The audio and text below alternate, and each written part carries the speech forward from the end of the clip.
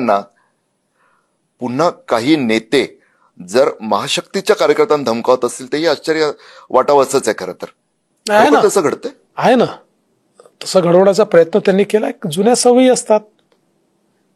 अजून काही लोकांची सरंजामशाही गेलेली नाही.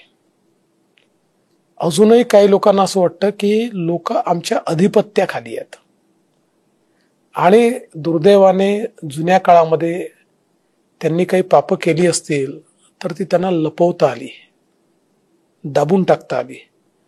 त्यामुळे एक वेगळा आत्मविश्वास त्यांच्यामध्ये आहे की आम्ही काहीही करू शकतो.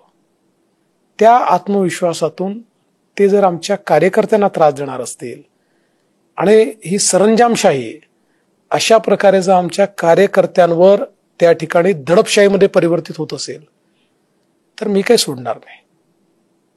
अगदी म्हणजे ओपन फोरम आहे, सरळ स्पष्ट प्रश्न असतात, बेधडक उत्तरांच्या पेक्षा, आणि तुम्ही त्यासाठीच ओळखले जातात. हे मोहिते पाटलांबद्दल आहे, विजयसिंह मोहिते पाटलांबद्दल, धैर्यशील मोहिते पाटलांबद्दल. धैर्यशील मोहिते पाटलांबद्दल आहे, त्यांच्या सोबतच्या लोकांसोबद्दल आहे. थेट ज्या प्रकारे गुंडागर्दीचं राज्य ते त्या ठिकाणी चालवायचा प्रयत्न करतायत, मी नाही चालू देणार.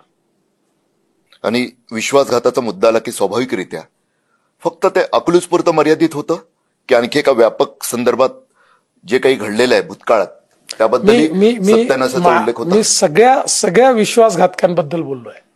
नाव नाही घेणार. देवेंद्र फडणवीस कोणाच्या भानगडीत पडत नाही, पण पडला तर सोडत